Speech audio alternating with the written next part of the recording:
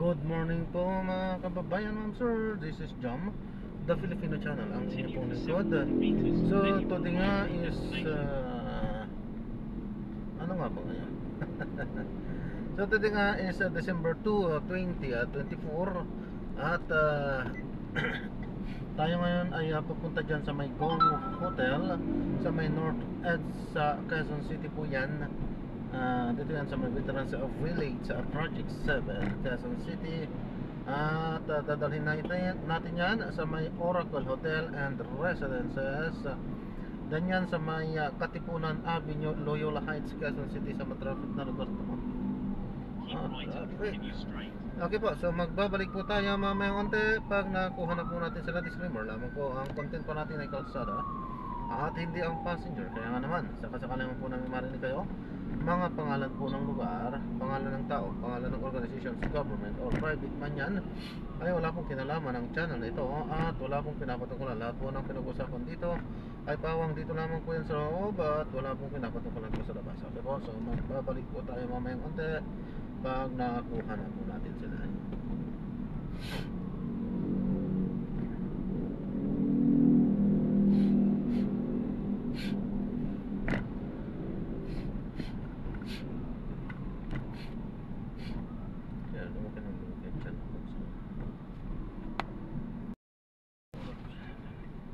Ma'am sir, pinapalam ko lang, naka-record po. Ano po?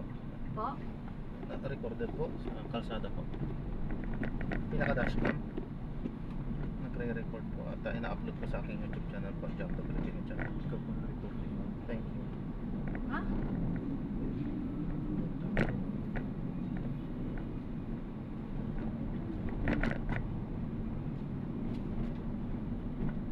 Recording pa din? Po? Ano yun? Opo, nagre-record po. Dashcam po ma'am. Ako? Hindi po, Ikaw, dashcam. sige. Oh, okay. Dashcam po. Okay na yan. I thought ako. Hindi kasi na ano ka, mawala na lang ano. Okay lang naman yan na magre-record ka.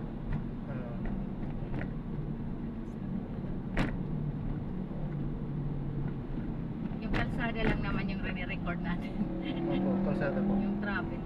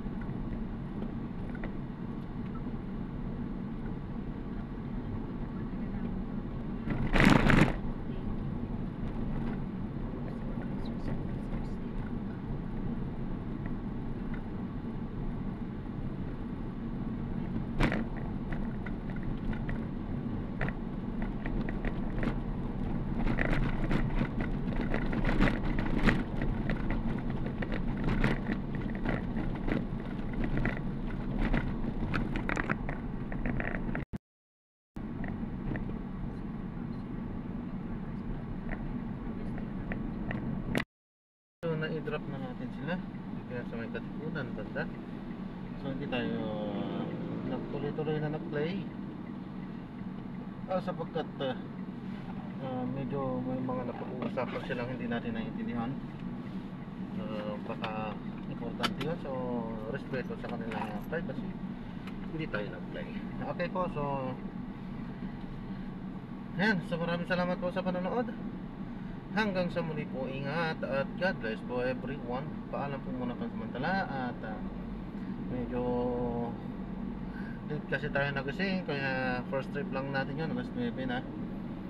Okay, so mag-antay-antay at mag-iikot-ikot tayo upang makakuha na ulit ng ating mga panibagong mission. Okay po, so maraming salamat po sa panonood. Ingat po at God bless po everyone. Paalam po muna pansamantala.